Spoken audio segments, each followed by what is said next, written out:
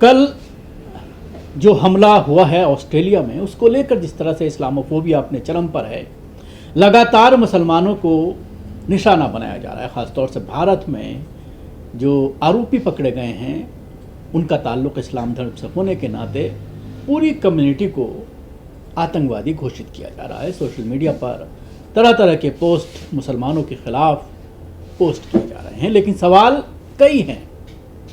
आपने याद होगा कि 2019 में न्यूजीलैंड में क्राइस्ट चर्च में 15 मार्च 2019 को एक मस्जिद में जुम्मे की नमाज अदा कर रहे नमाजियों पर ब्रेटन टेरेंट नामी एक आतंकी ने अंधाधुंध फायरिंग की, 51 नमाजियों की हत्या कर दी गई। इस आतंकी हमले में 40 लोग गंभीर रूप से घायल हुए थे। इसी तरह का हमला 22 अप्रैल 2025 को भारत के पहलगाम और 14 दिसंबर 2025 को ऑस्ट्रेलिया के सिडनी में हुआ। क्राइस्ट चर्च में मरने वाले मुसलमान थे और मारने वाला ईसाई धर्म से ताल्लुक़ रखता था। पहलगाम में मरने वाले अधिकतर गैर मुस्लिम थे और मारने वाला मुसलमान था। ऑस्ट्रेलिया में मरने वाले अधिकतर यहूदी हैं और मारने वाला मुसलमान है। लेकिन वास्तविकता यह है कि इन तीनों मामलों में जो वारदात को अंजाम दे रहा है, जो आरोपी है, चाहे वो किसी भी धर्म से ताल्लुक़ रखता हो, वो आतंकी है, आतंकवादी है। और ये आतंकवादी एक इंडस्ट्री के ज़रिए तैयार किए जाते हैं। बाकायदा इन तक हथियार कैसे पहुंचता है ये एक अलग स्टडी है, लेकिन ये अलग एक बहस का विषय है। लेकिन सवाल यही है कि धर्म के आधार पर जिस तरह की बातें कही जाती हैं तो उस पर सवाल उठना वाजिब है कि अगर मारने वाला ईसाई है तो फिर पूरी कम्युनिटी को खड़ा नहीं किया जाएगा। और उसके साथ ही आपने देखा फ़िलिस्तीन में जिस तरह के हालात हैं, जिस तरह से मुसलमानों को मारा जा रहा है, उस पर जो है कोई नहीं बोलेगा, उस आतंकवाद के ख़िलाफ़ कोई आवाज़ नहीं उठाएगा।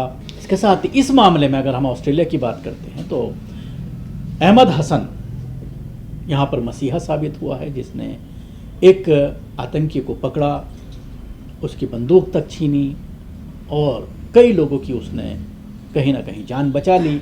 इस घटना में 15 से ज़्यादा लोगों की जान चली गई है, जिसमें एक पुलिसकर्मी भी बताया जा रहा है। अहमद हसन जो है उसने कहीं ना कहीं लोगों की जान बचाई है। अब अहमद हसन को लेकर के इजराइल के जो प्राइम मिनिस्टर हैं नेतन्याहू, उनका एक वीडियो वायरल हो रहा है जिसमें वो खुला झूठ बोलते हुए नजर आ रहे हैं और वो ये कह रहे हैं कि बॉन्डी बीच का हीरो एक यहूदी है। हालांकि तमाम जगहों पर जब ये पूरी घटना घटी है उसके चंद मिनटों बाद ही अहमद हसन का बयान भी सामने आ गया था, उसकी बाइट भी सामने आ गई थी और पूरी दुनिया ने ये जान लिया था कि उसका ताल्लुक़ जो है वो इस्लाम धर्म से है। लेकिन झूठ बोला जा रहा है नेतन्याहू के ज़रिए। इसके अलावा बहुत सारे सोशल मीडिया पर चीज़ें चल रही हैं जो कहीं ना कहीं इस हमले को के ऊपर सवालिया निशान खड़ा कर रही हैं।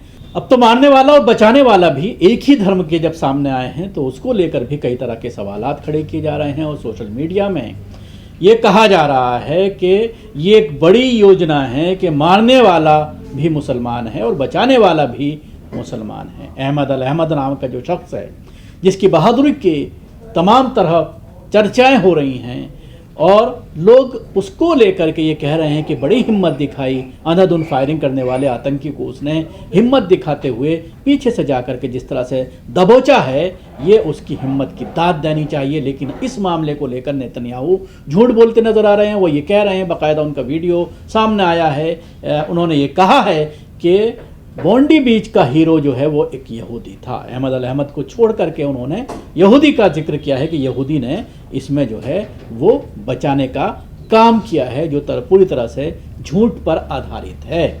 इसके अलावा ऑस्ट्रेलिया के सिडनी बीच पर हमले के मुख्य अपराधियों में से एक नवेद अकरम को हमले से एक दिन पहले 13 दिसंबर को तेल अवीव में गूगल पर खोजा गया है। ये दावा किया गया है अहमद हसन नाम के एक ट्विटर अकाउंट हैंडलर ने, जो सोशल मीडिया एक्टिविस्ट हैं, सोशल मीडिया पर छाए रहते हैं, उनके ज़रिए एक वीडियो जो है वो शेयर की गई है जिसमें आप देख सकते हैं कि 13 दिसंबर को तेल अवीव में गूगल पर खोजवाना जो जा रहा था वो सबसे ज़्यादा उसको लेकर के जो है वो खोजबीन चल रही थी। तो इसको लेकर भी कहीं ना कहीं सवालात खड़े हो रहे हैं। उसके साथ ही अमरीश मिश्रा जो लगातार फ़िलिस्तीन को लेकर जो है वो सोशल मीडिया पर छाए रहते हैं। उनके कई अकाउंट जो है कई बार फ्रीज़ हो चुके हैं क्योंकि वो फ़िलिस्तीन समर्थक हैं।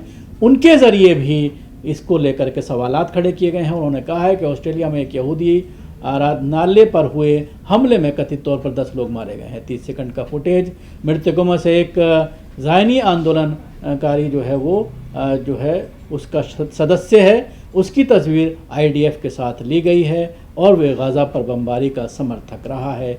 जो हमलावर हैं उनमें से एक के बारे में ये दावा अमरीश मिश्रा के ज़रिए किया जा रहा है कि वो यहूदी समर्थक है और उसकी 2 पिक्चर उनके ज़रिए जो है वो पोस्ट की गई हैं।